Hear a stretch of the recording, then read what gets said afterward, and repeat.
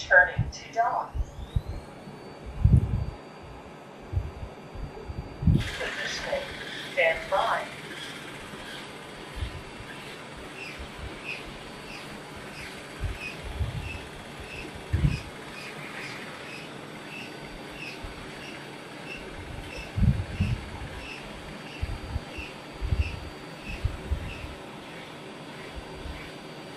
Charging.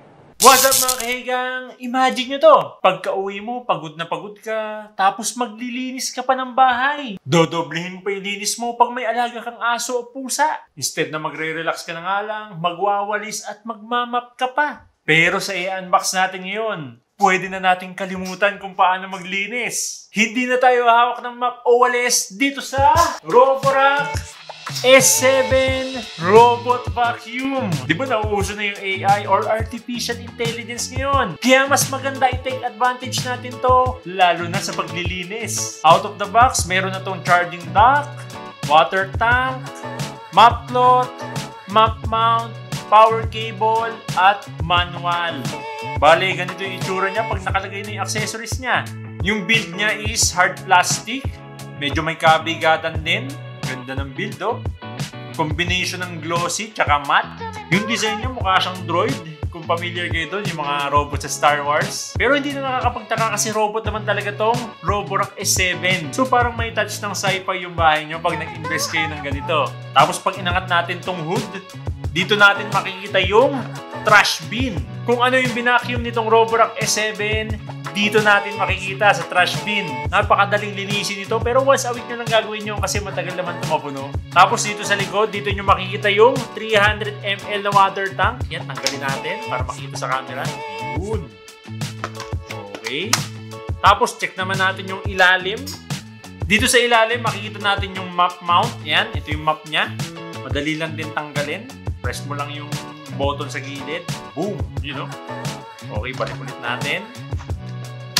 Tapos itong red, ito yung main brush, side brush, tapos meron siyang tatlong gulong.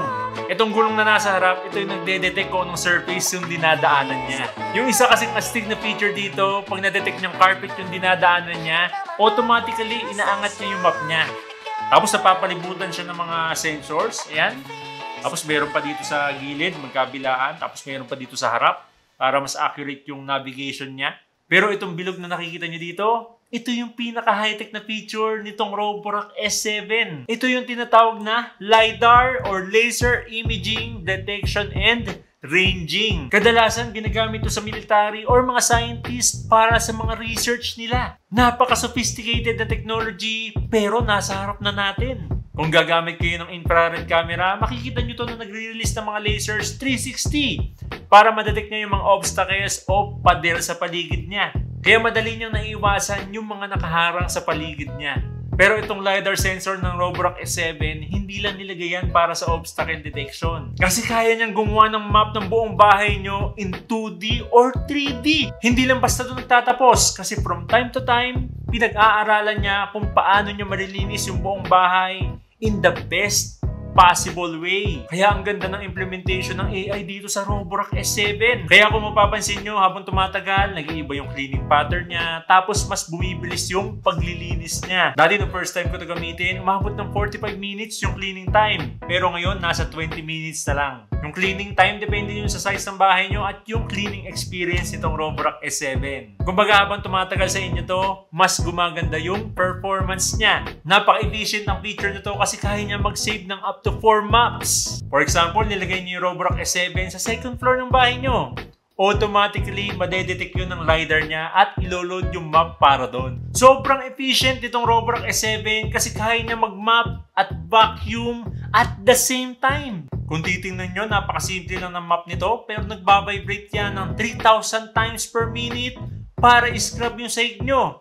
Kaya kahit anong dumi na sahig nyo, malilinis talaga. Meron na rin tong water tank, kaya automatically nilalagyan ng tubig yung mop cloth niya. Yung 300 ml na water tank nito, kasyang-kasya na sa 180 square meters na area. Yung weakness lang nitong Roborock S7, yung mga cables tsaka wires sa dinadaanan niya. Minsan napupulupot sa gulong, kaya minsan nahihirapan siya gumalaw. Pero madali lang naman maiwasan yan kasi pwede mong iset sa app yung mga lugar na hindi niya dapat puntahan. Since nagawa niyo na yung map ng bahay niyo, idadrag mo na lang yung mga lugar na hindi niya dapat puntahan or yung mga tinatawag na no-go zone or invisible wall.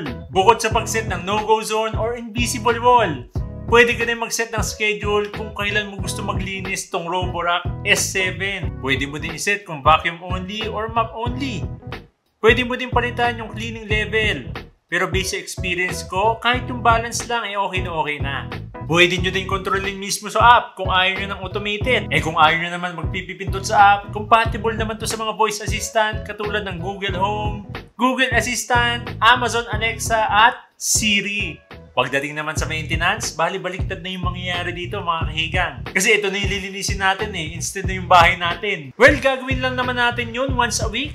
Tatanggalin lang natin yung trash bin. At syempre, bawat cleaning session, lilinisin lang natin yung mop cloth niya. Actually, napakadali nga lang yan kasi wala pang 5 minutes, tapos na. Compare sa pag maglilinis tayo ng bahay, di ba? 10 to 15 minutes natin, walis lang yun wala pa yung mop. Tsaka yung isa pang maganda dito, ang daming parts na available. Syempre, cleaning robot tong Roborock S7, kaya may expect yun na may wear and tear yung accessories ito, lalo na yung mop cloth niya. Actually, recommended na palitan nyo yung mop cloth niya every 6 to 7 months. Kaya ilalagay ko na rin yung link ng accessories niya sa pin comment o description sa baba. Pero hindi naman na kasi bago yun, kasi walis nga natin, di ba? Pinapalitan natin pag nagkakalagas-lagas na. Yung mop natin, pinapalitan din natin yung mop head pag hindi na maganda yung hagot. So, ganun din dito sa Roborock S7 since cleaning robot to. Alam ko, yung iba, sasabihin nila, ay, pangtamad lang yan Pwede naman ikaw mismo yung mag-mop at magwalis Pag nag-invest kasi tayo dito, binibigyan natin na mas maraming time yung sarili natin at